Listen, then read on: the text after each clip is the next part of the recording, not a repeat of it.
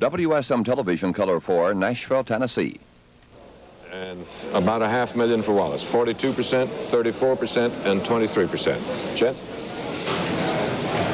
The following states have now gone Republican or for Nixon: Kentucky, Vermont, and Kansas, with a total of 19 electoral votes. West Virginia has gone Democratic or for Humphrey for a total of 7 electoral votes. Alabama and Mississippi have gone Wallace for a total of 17 electoral votes. And we call your attention to this map. These states that you see on the map are states where the polls are still open. Voting is still in progress. We urge you again, if you live in one of these states, and if you have not yet voted, do so. Go to the polls and exercise your franchise of an American citizen. David? Now let's look at Ohio. In Ohio, we have 6% of the vote now. Nixon is in the lead with 48%. Humphrey second with 40, and George Wallace 11%. Kentucky, 85% of the vote of Kentucky is in now. We projected the winner there some time ago, an hour or more, to be Nixon. And that's we projected 43%. He now has 44. In Kansas, 3% of the vote is in, and we have projected Nixon to be the winner there with 52%. In New Hampshire, 3% of the vote is in, and 3% in New Hampshire, in a small state, is not very much, as you see, not very many votes. Nixon is in the lead, but we still don't have enough to say anything much, certainly anything conclusive about it. We'll be back in a moment.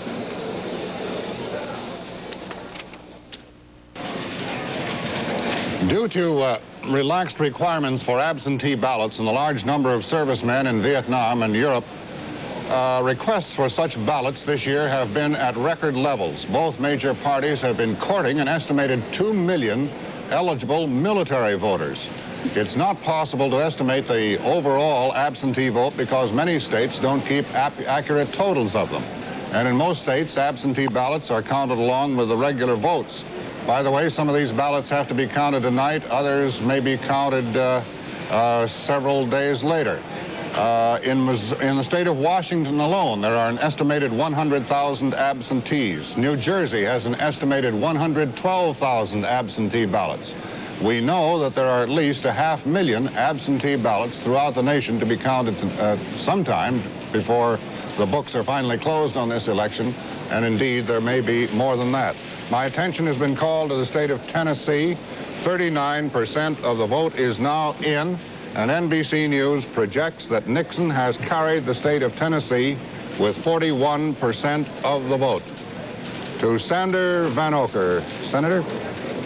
Chet, one of the races we're paying special attention tonight to is the Senate race in the state of Ohio between former Cincinnati Congressman John Gilligan, who defeated the incumbent Frank Lausche in the Democratic primary, and State Attorney General William Saxby, who now leads, as you can see. And why we're paying special attention to this is the role that labor is or is not playing in behalf of Gilligan. You see, the AFL-CIO didn't endorse Gilligan until September 27th, even though it gave him very great support against Lausche in the primary. And the reason it didn't was his lukewarm attitude toward Vice President Humphrey before the convention. He didn't endorse him until afterward. And his work in behalf of a dovish plank at Chicago on the subject of Vietnam.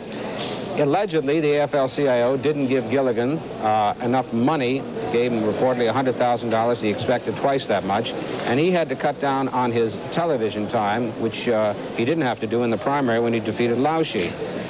The trouble is that in the state... Yeah. Go ahead. Well, go ahead. Wasn't Gilligan saying in Chicago that if they nominated Humphrey, it would make it very difficult for him? That was the whole point. The people like Gilligan, Bill Clark running against Dirksen, others like them in the platform committee, they said we can't go home if we don't go home with a peace plan. And when he went home without a peace plan, he angered labor. He didn't satisfy the McCarthy supporters in the state. And if you don't have organized labor behind you and you're a Democrat in Ohio, you're in trouble, because when organized labor gets behind a candidate, as they did behind Stephen Young, you remember in '58, opposing John Bricker, who voted for right-to-work laws, then you as a Democrat are in deep trouble. And especially in the state of Ohio, because William Saxby was the only major Republican in the state in 1958 who opposed right-to-work. So it's a great question about how much support Gilligan will get from labor. If he doesn't get a great deal, then he's going to be in deep trouble in Ohio. Sandy, just glancing at your board, I can't quite see all of it, but it seems to me the only one still in doubt and on which we do not have a projected conclusion is Indiana again. What do you show there? Indiana, we have the Republican, William Ruckelhaus, the majority leader of the House, with a pretty good lead over the incumbent Birch Bayh. And I suppose also you could say it's a great question in that state what organized labor is doing for Birch Bayh, because organized labor matters way up there in Lake County. And maybe if those voters, we don't know yet, are going for George Wallace, I'm just projecting this may be hurting Birch Bayh. I think John Chancellor has some more information on what labor is doing in the presidential contest in Ohio. Is that right, John? Yes, I do, and it's quite interesting. Vice President Humphrey is receiving 51% now by our calculations, and that's rough. He's receiving about half of the Union vote in Ohio, compared to about a third of the Union vote for Nixon, and what we calculate now at 17% for Wallace. And this is very interesting. Wallace should have done better than that, but also Humphrey, according to the close connection between organized labor and Democrats in Ohio, should have done better. 50% of the vote is not as good as Lyndon Johnson's 3/4 of the labor vote, 78% in the final reckoning in Ohio in 1964. Also, Nixon, with about a third of the labor vote, is doing much better than the Republicans did in a two-way contest in Ohio 4 years ago.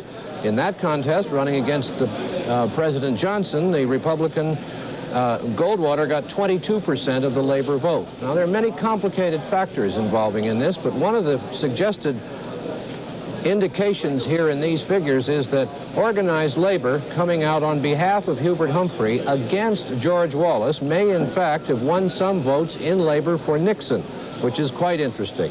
The turnout rate, the number of labor families that went to the polls today is, according to our estimates, a good bit higher than it was in 1964. So while the situation is mixed, Humphrey is not doing as well as the Democrats did 4 years ago in Ohio, but neither is George Wallace doing as well as he had hoped in that state. Nixon, as a matter of fact, is doing a little bit better in some Democratic areas than anybody had expected him to, and the Republican voters there who deserted the party, the Goldwater Republican Party 4 years ago, seem to be returning to the Nixon Party now. This is, I think, you'll see a good bit of this tonight. Vermont, traditionally a Republican state, deserted the Republican Party in 1964 and has returned to the fold this time. Now here's Frank McGee. Republicans had been expected to win some governor's races where popular Democrats decided either to retire or to seek another office, and that is happening tonight in Vermont. NBC News has projected a winner in the state of Vermont, the Republican Dean C. Davis, who currently is garnering 59% of the vote to the Democratic John Daley's 41%. Our projection is that when all the tabulating is done, Davis will be the winner by 58%. Interestingly enough, that's the same margin by which Nixon is currently carrying the state. Davis is 67 years old. He's chairman of the board of the National Life Insurance Company. He hasn't held an elective office in 30 years, and he's an old-line conservative. He said his recipe for the state of Vermont would be a little bit of fiscal conservatism, a little bit of economy in state expenditures, a little bit of slowing down, he said, to permit growth on the part of the state. He will take the place of Philip Hoff, the Democratic governor who retired after 3 two-year terms. It's a tough loss for the Democrat, John Daley, who at 45 years old is the father of 11 children. Had he won, he would have been the new champion in that department, surpassing New Jersey's Governor Richard Hughes, the current title holder, with 10 children. David? Thank you. NBC News projects Nixon the winner in Florida, in the presidential election in Florida, with 40% of the vote. It turned out to be pretty close, as forecast. Nixon has 38% in the votes we have already counted. We project that he will have 40 when they are all counted. Now we're going to look at 4 other states, beginning with Illinois. Illinois hasn't been closed very long, but we now have a few figures from there. Just a few. Nixon is ahead, but the figures are so few in number that they don't mean much. South Carolina, 5% in from South Carolina. That is Senator Strom Thurmond's home state. He has been working avidly, not to say eagerly, for Nixon, but in his own state at this early hour. It may not turn out that way at the finish, but at this early hour, George Wallace is first, Humphrey is second, and Nixon is third. In Arkansas, less than 1%, hardly worth spending any time on that. But anyway, there are our first figures from Arkansas. There's too few to mean anything. In Georgia, 3% is in. Wallace is well in the lead in Georgia at this early hour, 52%, 13,000 votes, more than his two opponents combined. Chet? Some more returns from various states. Indiana, for example.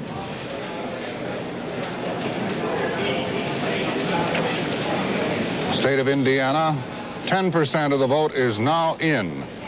Nixon in the lead with 56% of the vote, Humphrey with 33%, and Wallace with 10% of the vote.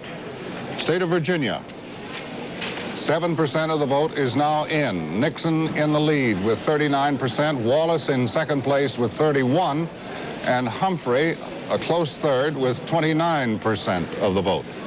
North Carolina, 6% of the vote is now in. Nixon again leading, but narrowly, with 33%. Humphrey with and Wallace in second place. Oh, let's start all over. Wallace leading with 35%. Nixon trailing closely with 33%, and again Humphrey trailing closely with 31%. Tennessee, it is our projected conclusion that Nixon has carried the state of Tennessee. And by the way, the totals now in the electoral vote are as follows. Nixon now has, on a projected basis, 44 electoral votes. Humphrey has 7, and Wallace has 17. We'll be back in just a moment. We're back. Let's take a look at Indiana first. In Indiana, with 10% of the vote in, we have projected Nixon the winner in Indiana with 48%. He has 56% now. We project that when they're all counted, he will win Indiana, 13 electoral votes there, with 48% of the vote. That means that Nixon now has won 5 states with a total of 44 electoral votes. He still has a long way to go, 270 it takes to win. Now let's look at the popular vote total. Nixon is in the lead with more than 1 million votes, 42%. Humphrey second with 34. George Wallace at this hour a strong third with 24. The others are Dick Gregory, Cleaver, McCarthy write-ins, and others. And at this hour they have 5,600, less than 1%. To Ed Newman. Ed? Well, at this moment, David, about 40% of the House races have been decided. 163, as you can see. The Democrats have won 96 of them, the Republicans 67. And it may appear to be extraordinary that not one of those 163 seats that have been decided has changed hands. In itself, it suggests that there has been no big swing either way. But the fact is that almost without exception, these were safe or relatively safe seats for the party that holds them now. And probably it would have taken a very, very large swing in the vote to shift party control of any of them. We still have to wait for some key races in a state like New Jersey. New Jersey is a state with 15 congressmen. The Democrats have so far won 4. The Republicans have won 4. No change. We have to wait for key districts in Pennsylvania, which has 27 congressmen. The Democrats have won 9. The Republicans 12. Again, no change. In fact, with all these safe seats remaining safe, it appears that none of the House leaders from either party will lose today. Speaker John McCormick, Democratic leader Carl Albert of Oklahoma, Gerald Ford of Michigan, the Republican leader, Leslie Aarons of Illinois, the Republican whip, Melvin Laird of Wisconsin, the chairman of the Republican Conference. Hale Boggs of Louisiana, the Democratic whip, did have a pretty tough fight. He is expected, however, to make it. Now, perhaps there must be one change in the committee chairmanship in the House. That's in the House Committee on Un-American Activities. The current chairman, Edwin Willis of Louisiana, was upset in the primary, so he will not be back in January. If Richard Icord, a Democrat of Missouri, wins his seat today, holds his seat today, he will be the new chairman. Now to Sander Van Oker. We have another projected winner in a Senate contest, and that is in South Carolina, where NBC News is projecting that the incumbent, seeking his second term, Ernest Hollings, will win that race with 57% of the vote over his Republican opponent, Marshall Parker.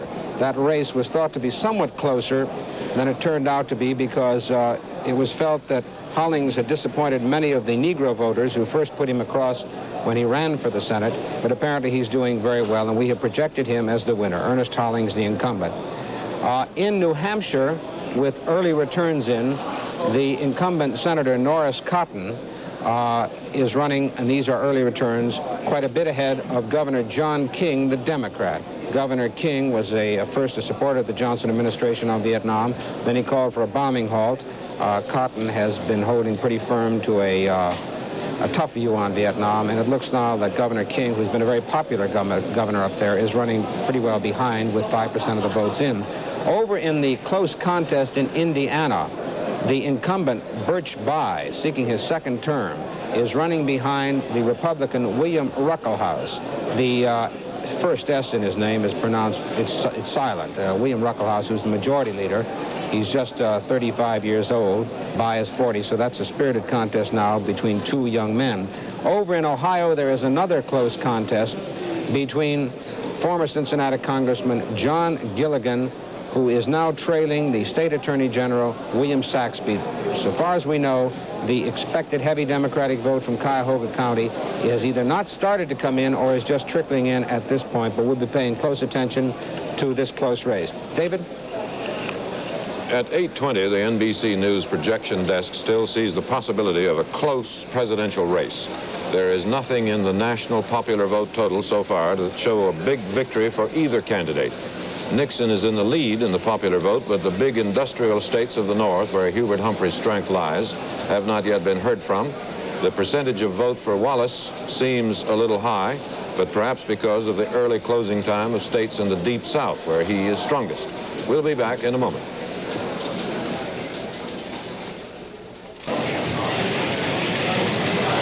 All right, where are we now? Let's take a look at several states. Mississippi, for example. We have projected a winner in Mississippi. It is George Wallace. And our projection is that he will carry 60% of the vote. In Vermont, the projected winner is Nixon with 54% of the vote. In West Virginia, the projected winner is Humphrey with 54% of the vote. And in Florida, our projected winner is Nixon with 40% of the vote. Nixon has now carried 6 states with a total of 57 electoral votes. Wallace has carried 2 with a total of 17 electoral votes. Humphrey has carried the state of West Virginia with 7 electoral votes. Now to John Chancellor. George Wallace may have done well in Mississippi, and that was no surprise, but what must make his people unhappy tonight is that they did not do well in Kentucky and Tennessee, and they are not doing well in Florida. George Wallace is currently 3rd in Florida with about a third of that vote, a little less, tallied so far.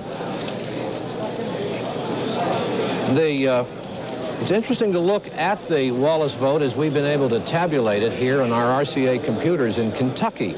In the Louisville area, which is traditionally Republican, Wallace is getting about 16% of the vote, about the same that he's doing all across the state. In the poor farming region in the western part of Kentucky, Wallace is getting about 29% of the vote. That's no surprise. But in the Cumberland Mountains, which is an old Republican territory, part of Appalachia, Wallace has dropped down to about 14%. of the vote, which is well below his showing all across Kentucky. And that means that George Wallace is not doing terribly well with the hill people in the Appalachian Mountains in Kentucky, who have, as I say, been traditionally Republican. But all the indications from his candidacy this year seem to be that he would pick up votes with these people, and he's not doing very well. In the rest of Kentucky, where the votes add up to more than half the state's votes, Wallace is getting a little bit more than 16% of the vote. And when you look at the difference between the cities, the suburbs, the small cities, and the rural areas, Wallace is doing his best in the suburbs, with about almost 20% of the vote we've been able to calculate so far in Kentucky for Wallace is coming from the suburbs. He's doing most poorly in the metropolitan areas, and of course that includes some Negro voters in Kentucky. He's down to 13%, and not enough in the countryside itself. So it would seem that with the suburbs, the voters there having indicated to all of us all year long that they feel that law and order, even though they may not have much crime themselves, that law and order is a very vigorous issue with them, that they may have responded to what George Wallace had to say. But he did not do as well as he expected it to elsewhere in Kentucky, and that's where George Wallace stands in that state now.